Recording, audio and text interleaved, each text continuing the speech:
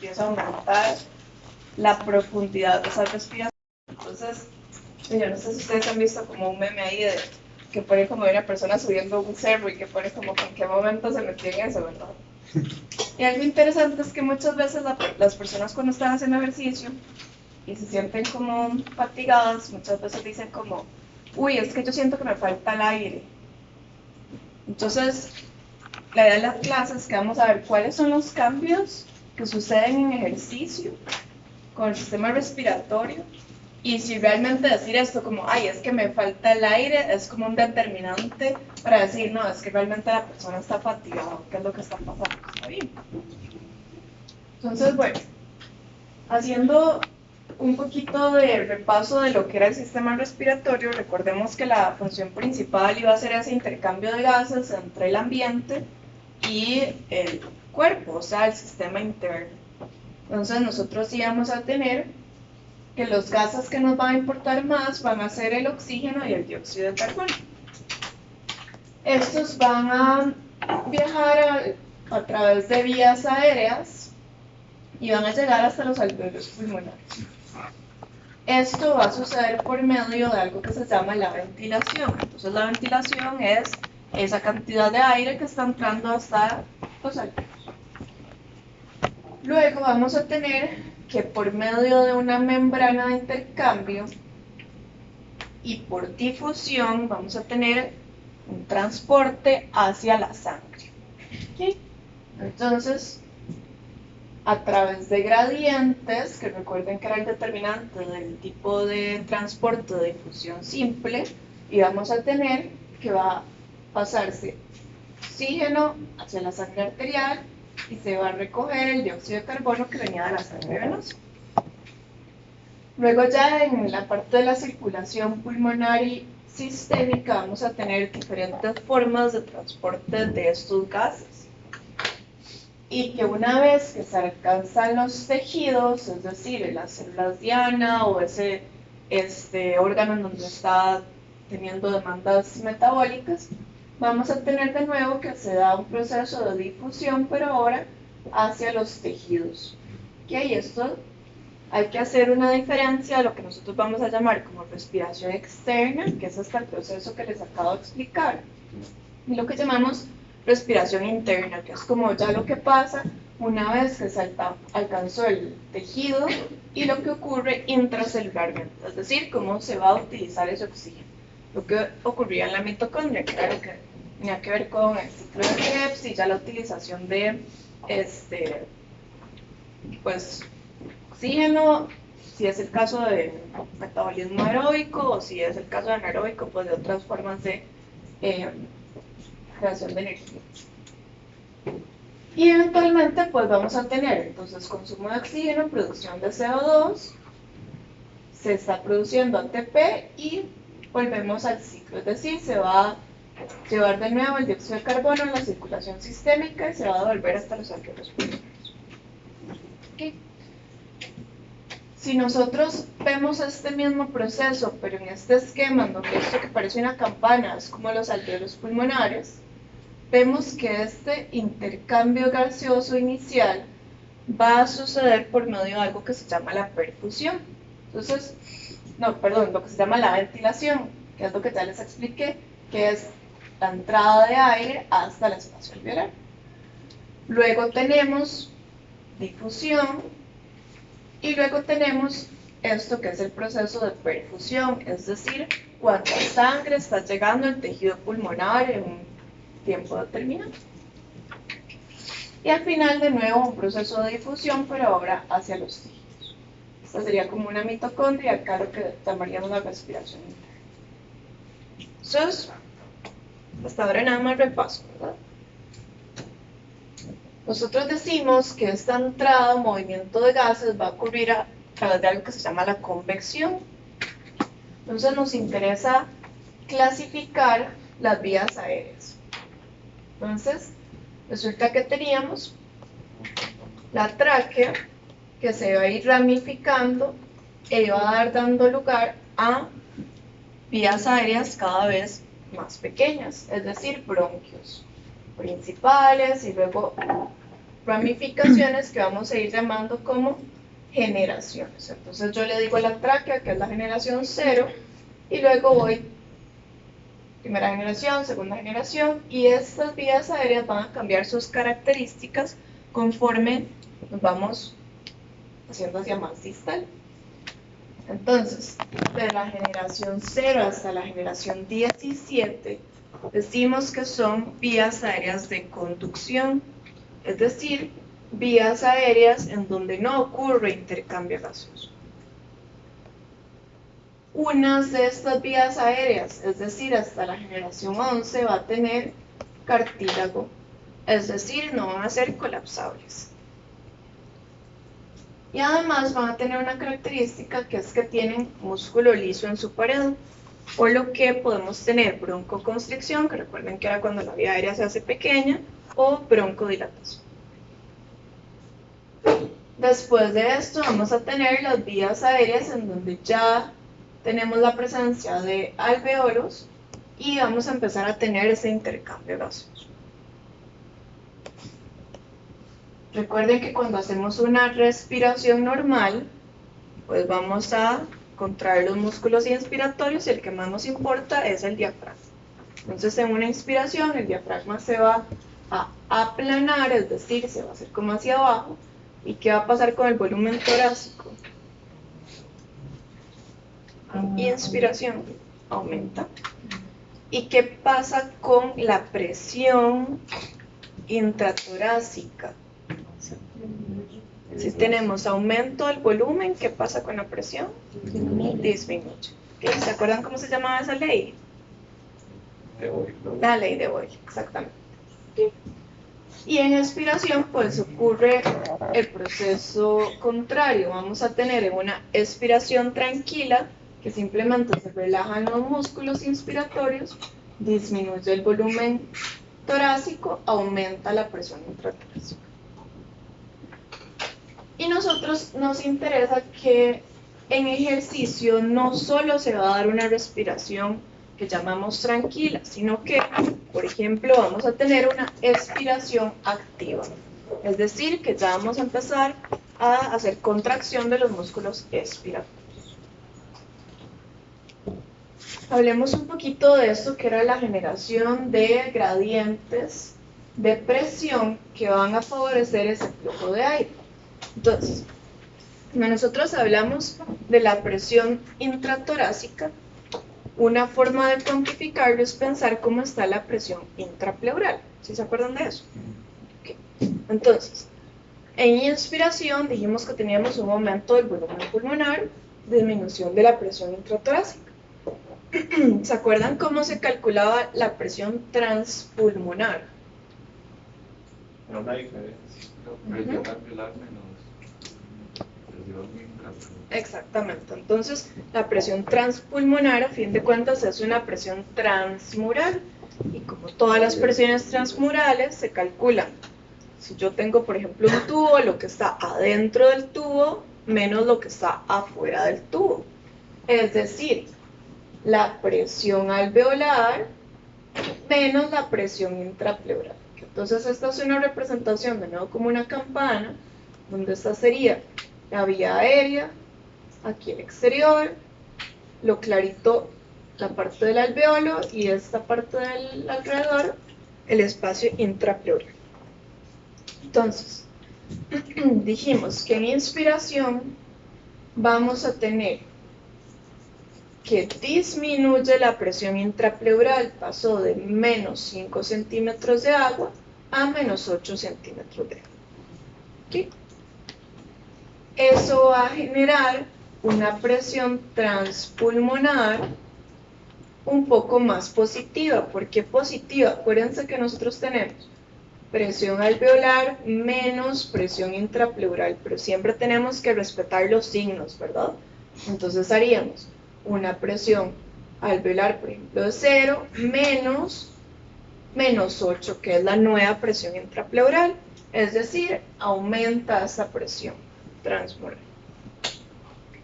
Cuando teníamos un aumento de una presión transmural o de la presión transpulmonar, ¿qué pasaba con esa cavidad? ¿Se iba a tender a abrir o a cerrar? Si está ganando la presión de adentro, es decir, tenemos una presión transmural positiva, vamos a tener que se va a abrir esa cavidad, ¿ok?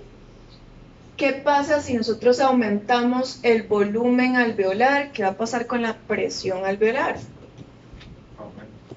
Si aumenta el volumen alveolar, ¿qué pasa con la presión? Disminuye. Igual por ley de Boyle. ¿Ok? Entonces vamos a generar una presión alveolar ahora disminuida, es decir, negativa, pasó de 0 a -1. Y esto ya va a generar un gradiente de presión entre el exterior y el alveolo.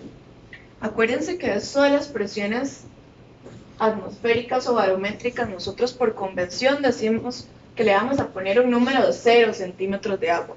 Eso no quiere decir que esa sea la presión atmosférica, ¿verdad? Simplemente es que para estudiar este tipo de dinámica es más fácil decirle, no, afuera vamos a tener una presión de 0. Y acuérdense que el aire va a ir por gradiente de presión, donde hay más presión a donde hay menos presión. Entonces en este caso tenemos entrada de aire. ¿Ok? Esto es respiración normal. ¿Alguno tiene alguna duda? Recordémonos esta espirometría normal en donde teníamos diferentes volúmenes, y acá lo que sí me interesa que recuerden es que, bueno, volumen corriente era cuando yo estaba haciendo ¿qué tipo de respiración? Una respiración tranquila. Luego se hacía una inspiración máxima, teníamos volumen de reserva expiratorio. Si hago una expiración máxima, volumen de reserva expiratorio. Y si hago inspiración máxima, luego expiración máxima, capacidad vital. ¿Okay?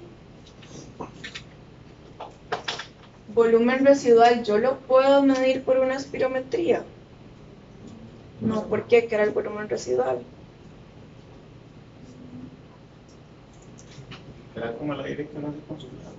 Exactamente, yo puedo hacer una aspiración máxima, pero aún así en el pulmón va a quedar cierto volumen.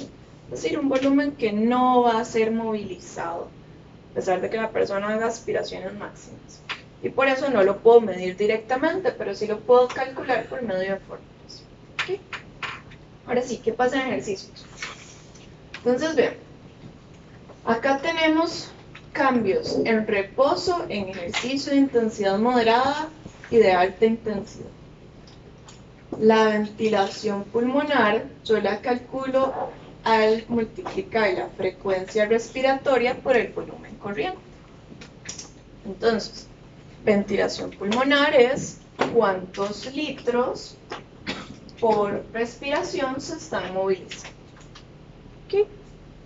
Entonces, pues si uno se fija en esa tabla, podemos ver que de manera general, al pasar de reposo a ejercicio, va aumentando la ventilación pulmonar. ¿Verdad? Eso sí está claro. Ahora, si nosotros nos fijamos en los dos factores que determinan la ventilación pulmonar, al pasar de reposo a ejercicio moderado, vean que el volumen corriente se aumenta montones. Es decir, se aumenta casi 5 veces. ¿Ok? Mientras que si yo paso de un ejercicio moderado a un ejercicio intenso, este aumento del volumen corriente no es tantísimo. ¿Ok? ¿Qué pasa con la frecuencia respiratoria? Pues sí, inicialmente es casi el doble, pero al pasar de moderado a intenso también vuelve a aumentar. Entonces, en resumen, en ejercicio aumenta la ventilación pulmonar porque aumenta tanto la frecuencia respiratoria como el volumen corriente. Pero en ejercicio moderado es a expensas o por culpa del volumen corriente sobre todo, mientras que en ejercicio intenso es sobre todo por culpa de aumentos en la frecuencia respiratoria. ¿Okay? Pero si yo les digo, pero eso quiere decir que en ejercicio intenso no aumentó el volumen corriente. Ay, no, ¿verdad? O sea, igual aumentó, nada más que proporcionalmente el aumento no fue tan significativo. ¿Ok? De hecho, no sé si ustedes se han dado cuenta, pero digamos, si uno llega, ¿verdad? De aquí, va ahí como caminando a buen ritmo, digamos que va a agarrar el bus. Entonces usted va ahí caminando, no sé qué, resulta que puede que le cueste un poquito respirar, uno empieza a respirar un poco más profundo, pero de ahí va todo bien. Pero ya, si el bus lo iba a dejar y uno se pega una carrera, y ya digamos, llega a ejercicio intenso, pues ya tanto las respiraciones son profundas como la frecuencia. Probablemente usted ya no va a poder hablar en ese momento. ¿Ok?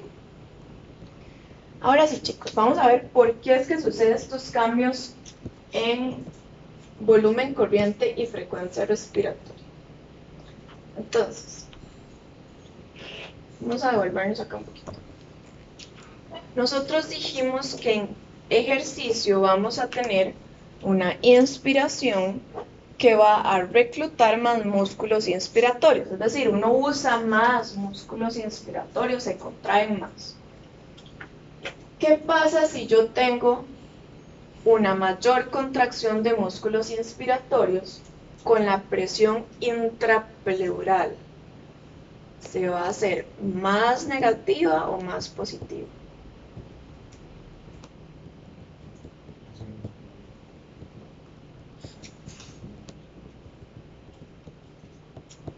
Entonces se los voy a preguntar de nuevo. Si yo estoy haciendo ejercicio, contraigo más los músculos inspiratorios, ¿qué va a pasar con el volumen torácico? Va a aumentar aún más respecto a si yo sé una respiración tranquila o menos. En ejercicio, si se contraen más los músculos, si esta fuerza de los músculos inspiratorios, si estas flechas rojas aumentan, van a jalar más, le van a crear un aumento del volumen torácico aún mayor. ¿Ok? Entonces, si tengo un aumento mayor del volumen intratorácico, ¿qué va a pasar con la presión intrapleural? Va a disminuir más. Entonces, esta presión intrapleural puede que no llegue a -8, sino que vas haciendo más negativa. ¿Ok? Entonces, ¿qué va a pasar con la presión transpulmonar? Si este número es mayor, pongámosle ahí un valor. Digamos que yo le quiero poner aquí a -10. Entonces, ¿cuánto nos va a dar la presión transpulmonar? Nos va a dar mayor. Nos va a dar mayor y eso quiere decir que se va a expandir aún más el espacio alveolar. ¿Qué va a pasar con la presión alveolar? Disminuye aún más.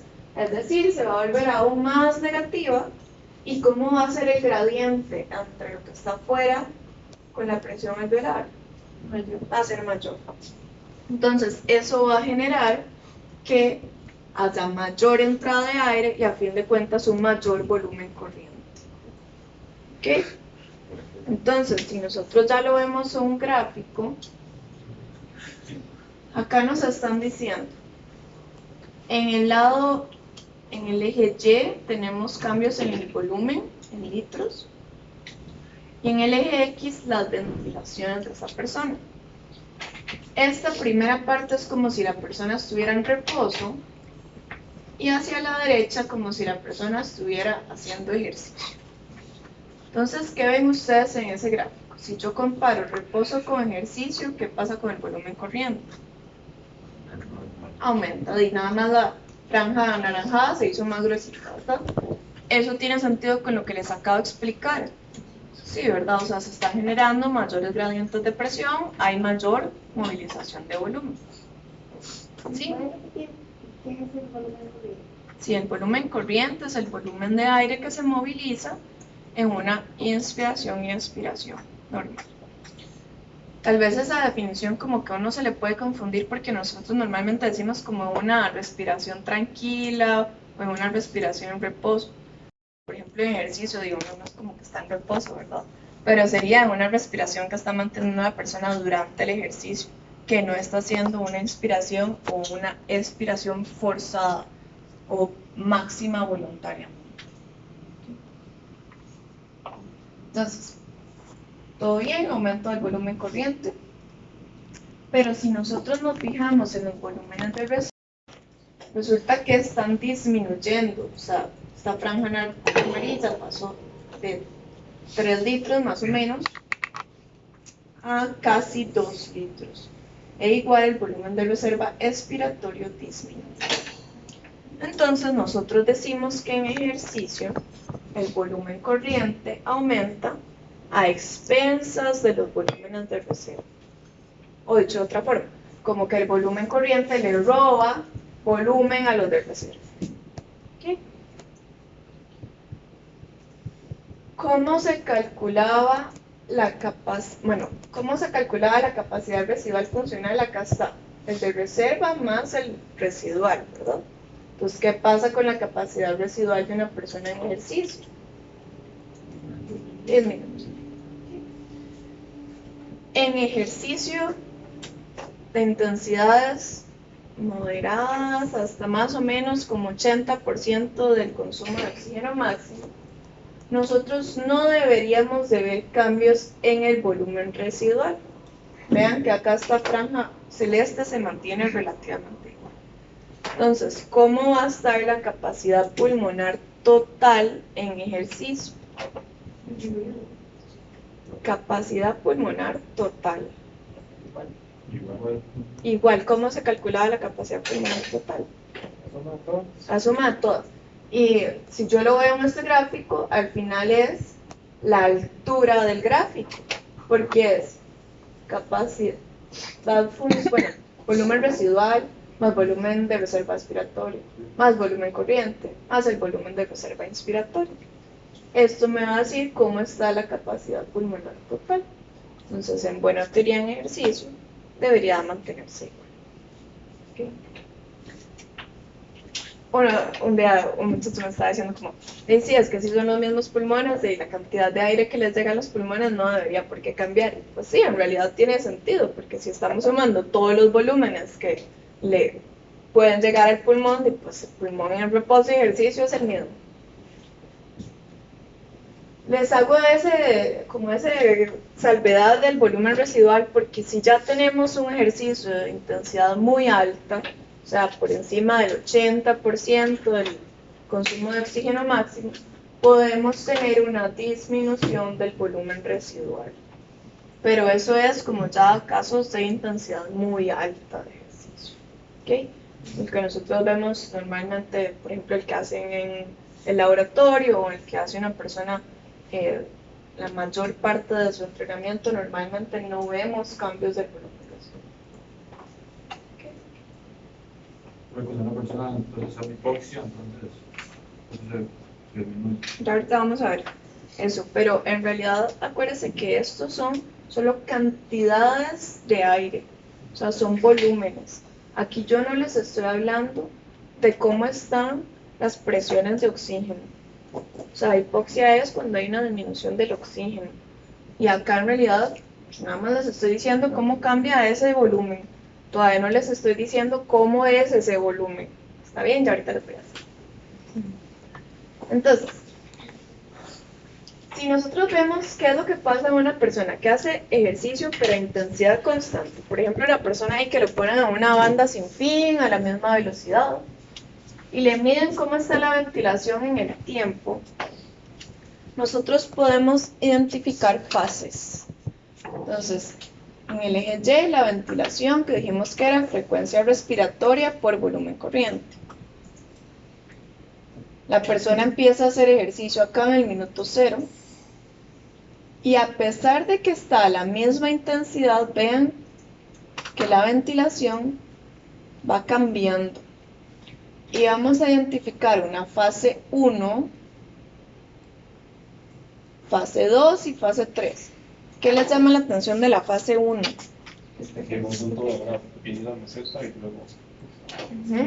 Entonces, que sube rápidamente y luego ya se vuelve a estabilizar. Pero vean que empezó con una pendiente muy muy alta. ¿Okay?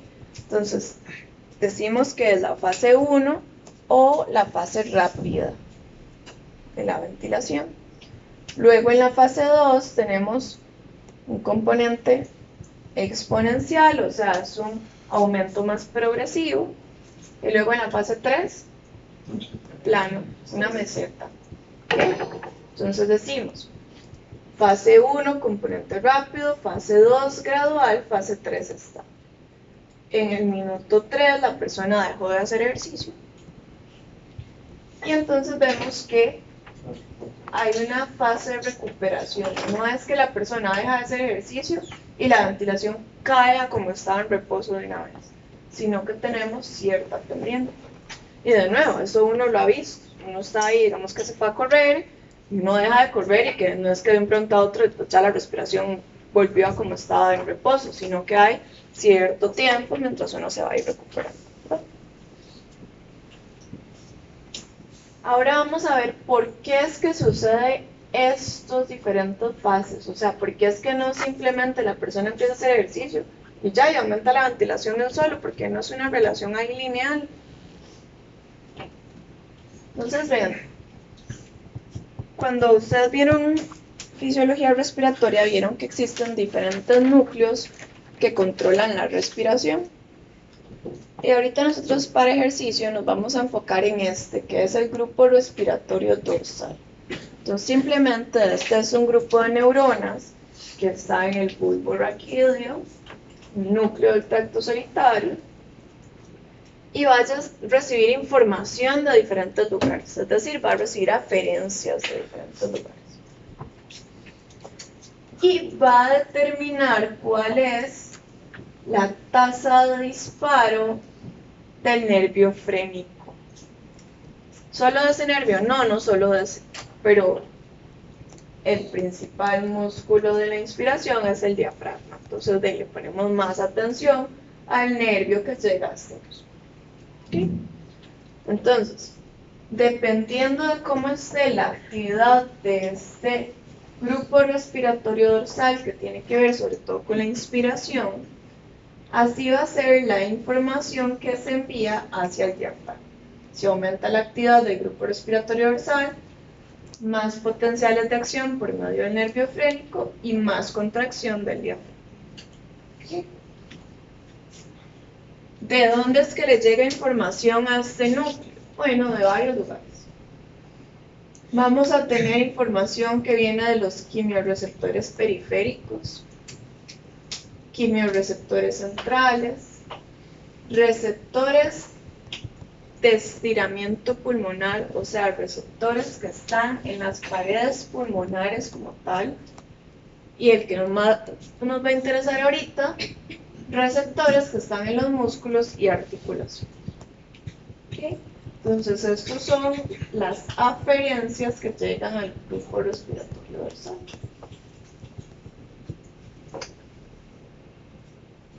Este gráfico nos va a representar acá las neuronas que controlan la respiración, es decir, estos núcleos. Esto es como si fueran acá los pulmones, circulación pulmonar, corazón, circulación sistémica y músculo esquelético. ¿Okay? Entonces, la primera fase de las que hablamos de los cambios ventilatorios va a estar dada por esto, que es el comando central. Entonces, acuérdense que cuando hablamos del comando central era, por ejemplo, cuando hablábamos que uno cuando ya se está poniendo las tenis para ir a correr, desde ese momento ya vemos cambios cardiovasculares y respiratorios, es decir, anticipatorios, antes de empezar el ejercicio. El comando central en realidad es información que sale de la corteza cerebral y va a ir por medio de vías descendentes a los grupos de control respiratorio. ¿Okay? Ese primer componente rápido de fase 1 es sobre todo por el comando central. Ahora, existen otras señales modulatorias, entonces dependiendo de experiencias previas de la persona, de estado emocional, de cómo está la temperatura, etcétera, también se va a modular los grupos respiratorios. ¿Ok? Pero eso no lo vamos a ver tanto ahorita porque es como más específico. Luego, la fase 2 va a estar dada sobre todo por estas señales que son detectadas en músculo esqueleto.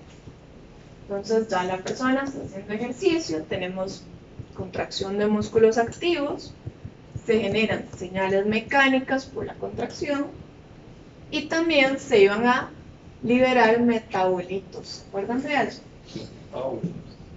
Entonces vamos a tener mecanorreceptores y metaborreceptores. Como cuáles metabolitos se producían, ¿se acuerdan? ADP, olfato inorgánico, que era como lo que se dividía el ATP. Potasio no está, ¿verdad? Ajá, potasio también. ¿Qué va a pasar con el pH local ahí en el músculo? Disminuye, tenemos aumento de opiniones. Entonces, estas señales van a ser detectadas por receptores que van a llevar información de nuevo a este grupo respiratorio. Entonces, la fase que es un aumento gradual o exponencial es sobre todo por estos señales que vienen de los músculos activos. Dijimos además que teníamos receptores pulmonares, de estiramiento pulmonar. Entonces, si nosotros tenemos un aumento en el estiramiento pulmonar, porque recuerden que se están activando más estos músculos inspiratorios, hay receptores que detectan este estiramiento pulmonar y llevan información por medio de mecanorreceptores igual a este grupo respiratorio. ¿Okay? Cuando ya están actuando todos estos mecanismos al mismo tiempo, eventualmente se llega a una fase estable, que es la tercera fase. Entonces, en la tercera fase, en realidad decimos que están actuando todos los mecanismos al mismo tiempo. ¿Qué es lo que pasa? Pues que ya eventualmente, como dijimos, cambia la actividad de estos grupos respiratorios y se envían señales, es decir, eferencias hacia los músculos respiratorios. Por ejemplo, por medio del nervio frénico. Vean que aquí me estoy saltando los quimiorreceptores, todavía no los he mencionado. ¿Por qué no los he mencionado? Porque en ejercicio moderado no deberíamos por qué tener cambios arteriales de oxígeno ni de CO2.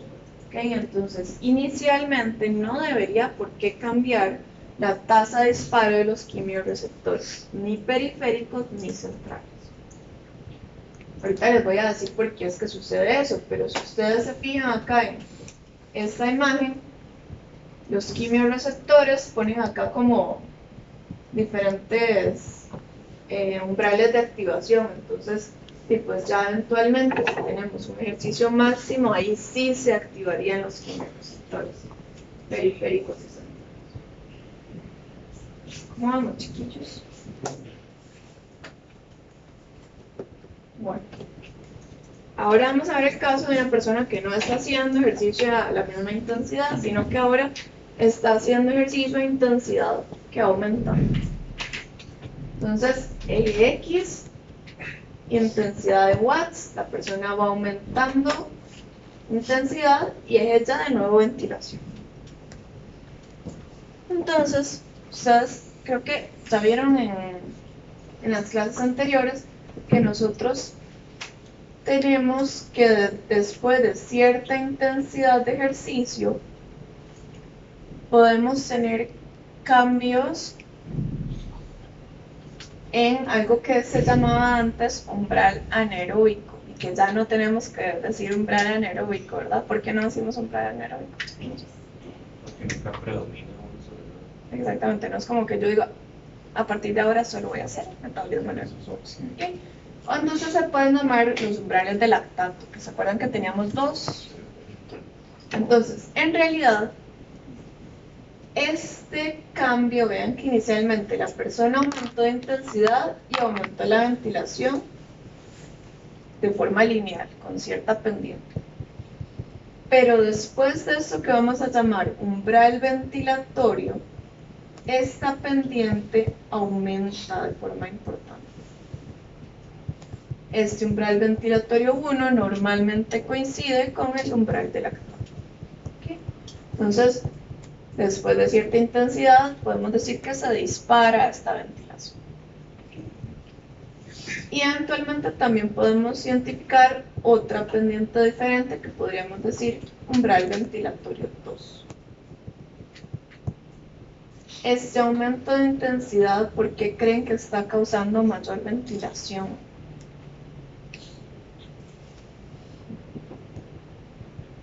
Si la persona está haciendo mayor esfuerzo, ¿qué está pasando con la contracción muscular? Aumenta, entonces a fin de cuentas aumenta la tasa de disparo del mecano y metaborreceptores musculares. Y eventualmente, si ya tuviéramos cambios en los gases arteriales, ahora sí, podríamos tener lo que estaba diciendo el compañero, que la persona puede llegar a tener hipoxia o una hipoxemia. Y eso activa quimiorreceptores y eso ya va a disparar la ventilación.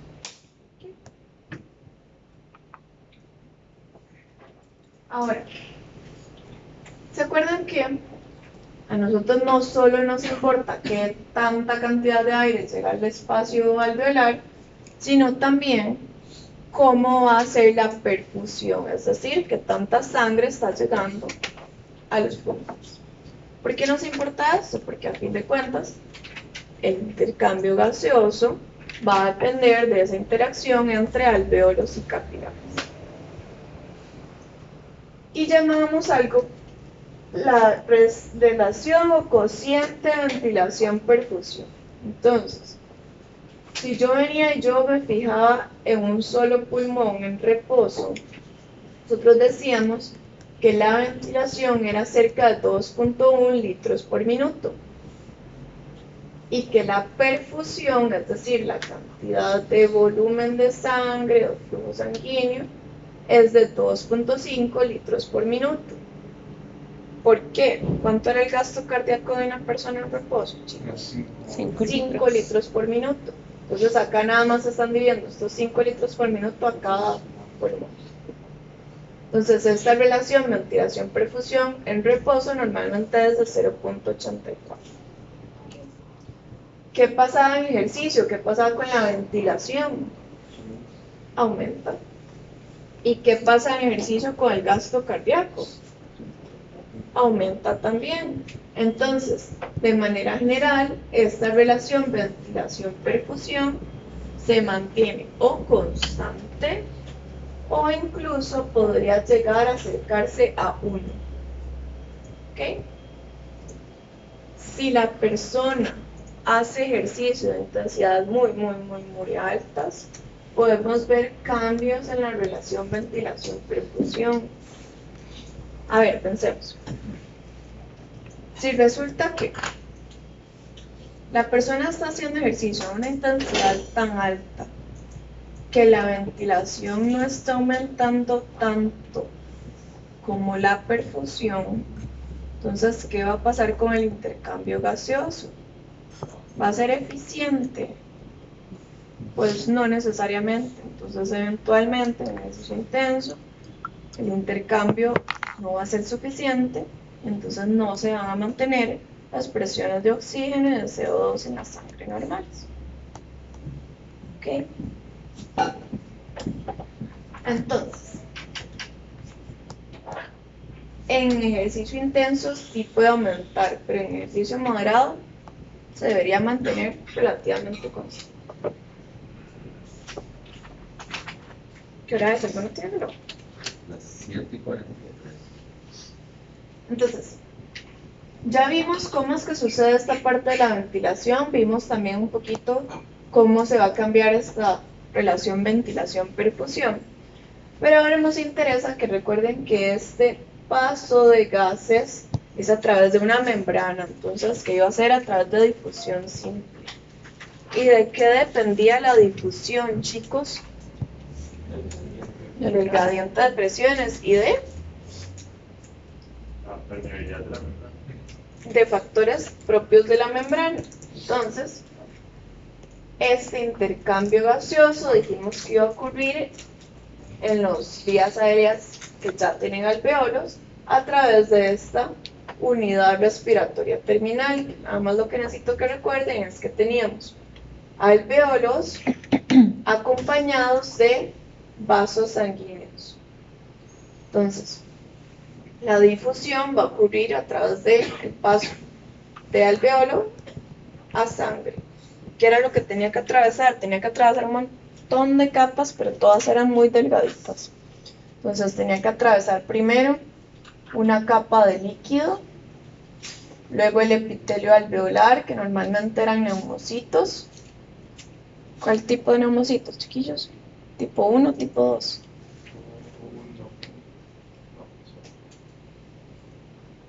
¿No se acuerdan? Tipo 1 sobre todo. Luego tienen que atravesar endotelio, es decir, la pared de este vaso sanguíneo, plasma y después la membrana del glóbulo rojo. Pero de manera general decimos que esta membrana de intercambio es relativamente delgadita. Y como me dijeron bien ustedes, la difusión también va a depender de este gradiente de presiones. Entonces teníamos esto que era como la ley de Fick aplicada ya al RESPI. Entonces, el flujo de aire, o sea, el flujo de estos gases va a depender de los gradientes de presión y de esto que vamos a llamar la capacidad de difusión. Entonces, la capacidad de difusión era cuánto gas puede difundir a través de una membrana si no cambiamos este gradiente de presión. Ok, entonces, ¿cuáles eran los determinantes de esta capacidad de difusión? ¿Qué tan grueso era esa membrana de intercambio? ¿Cuánta superficie cubría esa membrana? Y el coeficiente de difusión del gas. Entonces, normalmente este coeficiente de difusión del gas, pues, no va a variar, que es el mismo gas. En personas sanas, este espesor de la membrana no debería variar, o sea, el grosor de esta membrana siempre debería mantenerse relativamente constante. Pero la superficie de la membrana, a fin de cuentas, es qué tantos alvéolos están en contacto con los vasos, con capilares. Entonces, dijimos que el ejercicio aumentaba el gasto cardíaco, ¿verdad? Entonces, ¿qué va a pasar con la presión de perfusión pulmonar? Es decir, con la presión a la que llega la sangre a la circulación pulmonar. Aumenta. ¿Ok? ¿Qué característica tenía la circulación pulmonar? ¿Todos los vasos sanguíneos estaban abiertos siempre al mismo tiempo? No, habían unos que estaban colapsados ahí. Entonces, si yo aumento la presión de perfusión, se van a abrir estos nuevos. ¿Cómo se llama eso, Carolina? ¿Se acuerda? ¿Cómo? Vasodilatación. Ajá, podemos tener vasodilatación, los que estaban abiertos se van a distender, ajá, y cuando se están abriendo los que estaban cerrados, se llamaba reclutamiento. Entonces, en ejercicio tenemos reclutamiento de vasos sanguíneos y distensión de los vasos sanguíneos que ya estaban abiertos. ¿Okay? Entonces, ¿qué creen que pase con la superficie de la membrana de intercambio? Aumenta. ¿Por qué? Porque, pues, tenemos mayor vasos sanguíneos abiertos y mayor superficie de intercambio disponible. ¿Okay? Entonces, en ejercicio nosotros esperaríamos que puede ocurrir un aumento de este flujo o de esta difusión de gases.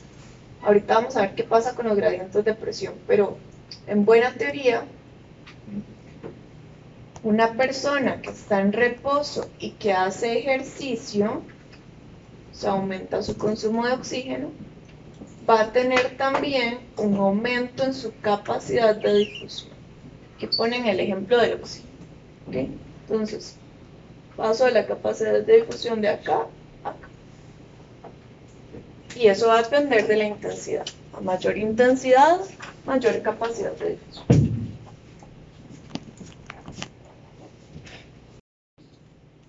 ¿Cuáles gradientes de presión nos importaban? Bueno, recuerden que en Respi hablábamos de presiones parciales de los gases.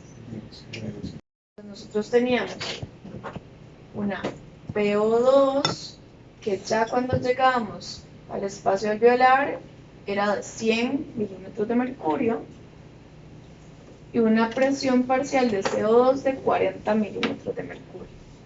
¿Okay? Mientras que en la sangre venosa era de 40 y de 46. Esto es el reposo, esto es lo normal. Entonces, vamos a ver. Venía la sangre venosa. Tenemos superficie de intercambio, intercambio gaseoso. Entonces, de forma general, cuando la sangre sale de este lado arterial, va a salir con las mismas características de la sangre alveolar, porque se igualaron esas presiones.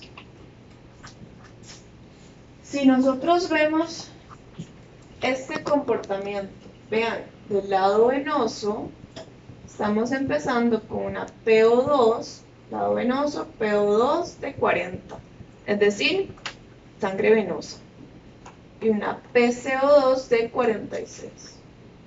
¿Okay? Cuando vamos recorriendo el capilar pulmonar hacia el lado arterial, esta presión se va a ir igualando a las características alveolares, o sea, la P2 aumenta a 100 y la PCO2 pasa de 46 a 40.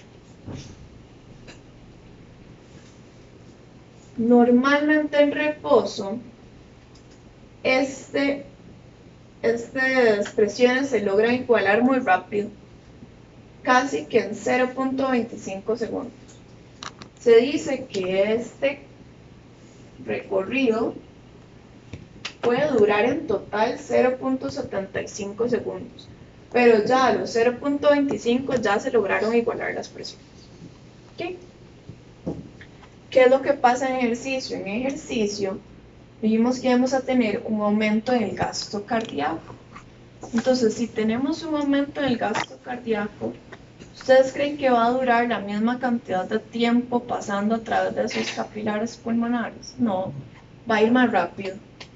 Entonces, a pesar de que se disminuya el tiempo de tránsito, como lograban igualarse estas presiones muy rápido, o sea, no necesitan todo el tiempo, de todas formas en ejercicio debería de alcanzarse estas presiones alveolares. ¿Okay? Entonces decimos que este es un transporte limitado por perfusión. En la mayor variedad de ejercicios esto se cumple y se logran alcanzar las presiones parciales alveolares superiores. ¿Okay? Chicos, si quieren vamos a un receso y seguimos. ¿Qué era esto?